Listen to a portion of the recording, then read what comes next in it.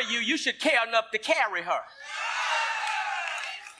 Because when a woman marries a man, she either been rescued or kidnapped.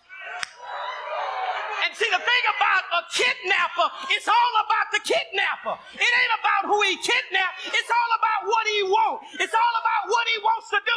But when you rescue somebody, what you need, what can I do for you? How can I make your life better? He got you on a budget. You never give you no money. Now, he buying rims, he buying boats, he buying all that. But then when you want something, we on a budget. I don't have a budget when it come to my wife. Whatever you want, whatever you like, how many you want. If I can't get it right now, just stay with me. I'll get it after a while. A woman's life ought to be better when she marry you. You know, in the last video I left off, I was talking about this guy and basically him wanting the man, the husband, to make the wife the center of his universe. And of course, I covered all the scriptural reasons why that's wrong and why all the practical, fundamental reasons why that is doomed to fail.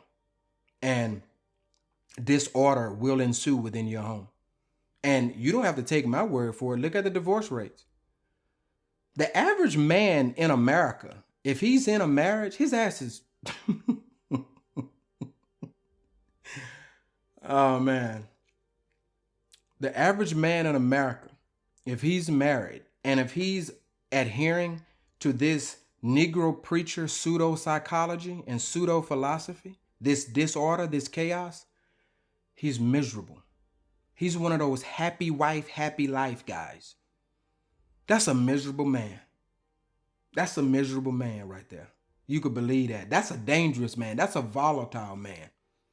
Even more proof that disorder breeds different layers of chaos and dysfunction and confusion, mental instability. Make no marvel why you see the domestic cases. Make no marvel why you see the divorce rates. And we know who's initiating most of the divorce. Don't believe me? Take to the stats. You ain't got to take my word for it. Take to the stats. You'll see. But moving along, he then proceeds to talk about budgets.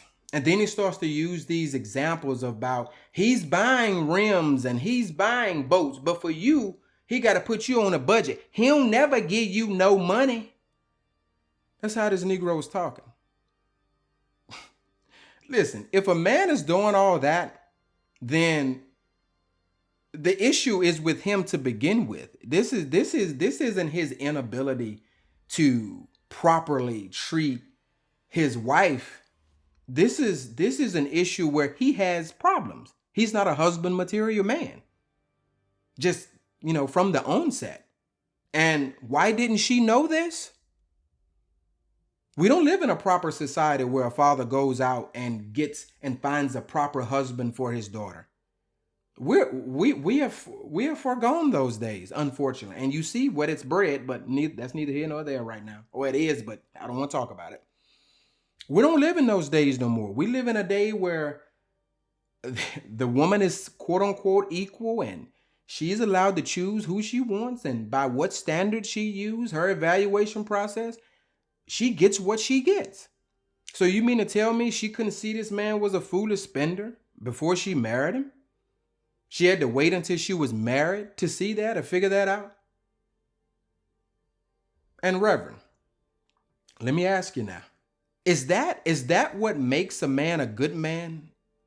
His absence of budget for his wife? Because he went on to say, I don't have a budget for my wife. If you want it, you can have it. If I ain't got it, I'll get it. Just stick with me. I mean, he all but cut his penis off on stage. Reverend, are you saying that the way a husband makes his wife's life better is by giving her money? By not having a budget for her? Because that's implied.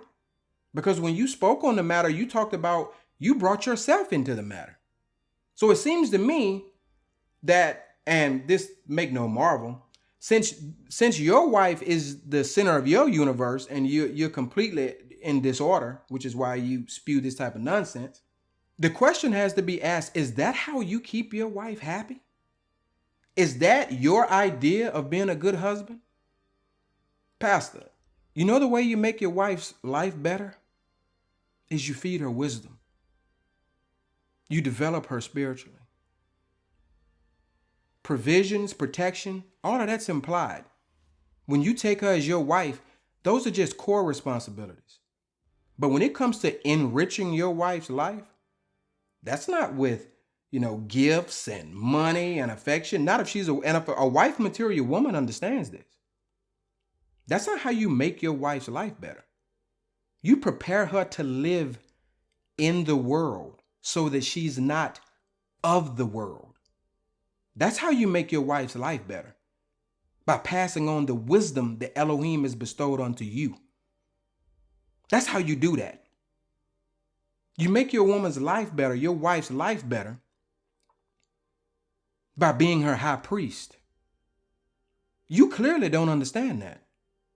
And Pastor, now you hear me. Y'all hear me, because I can't talk to that fool. I wish I could, but I can't. Brothers, men, listen to me. This is going to fly over the male and the simp's head. If your pursuit within your marriage is to make your wife happy, you're going to die miserable and likely broke. When this guy was talking about a budget, do we know statistically who the biggest spenders are? This ain't my opinion. We know women spend, and no woman spends like the so-called black woman. That's a statistical fact. For as impoverished as the Negro community is, the so-called black woman per capita spends more than any other group. So brothers, let me ask you something. Is that your life pursuit, to make your wife happy? You're going to be miserable. You're going to die miserable. The woman is never happy. Ever.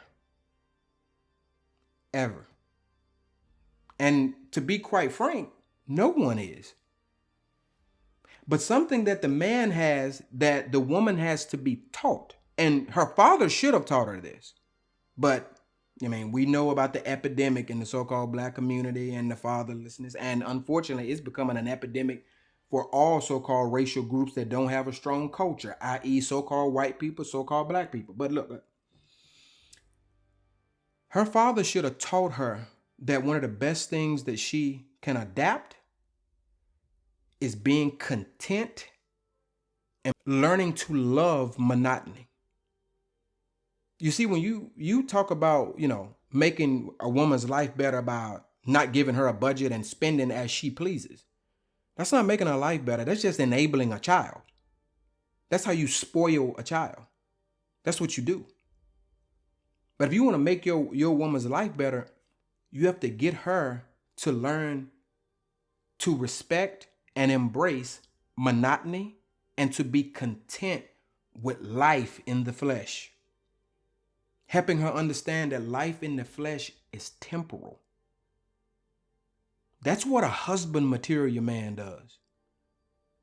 He doesn't treat his woman like a child, showering her with Snicker bars and lollipops, proverbially speaking. That's not what a husband material man does. You should know this. I know why you don't, because you're a big simp yourself. Make no marvel. As I've said, understanding what marriage is the beginning of wisdom and the beginning of understanding.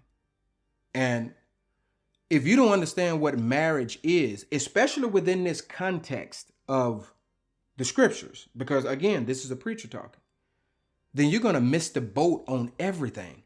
You have to understand words etymologically and understand how scriptural, cultural application of that is what will bring peace to your marriage.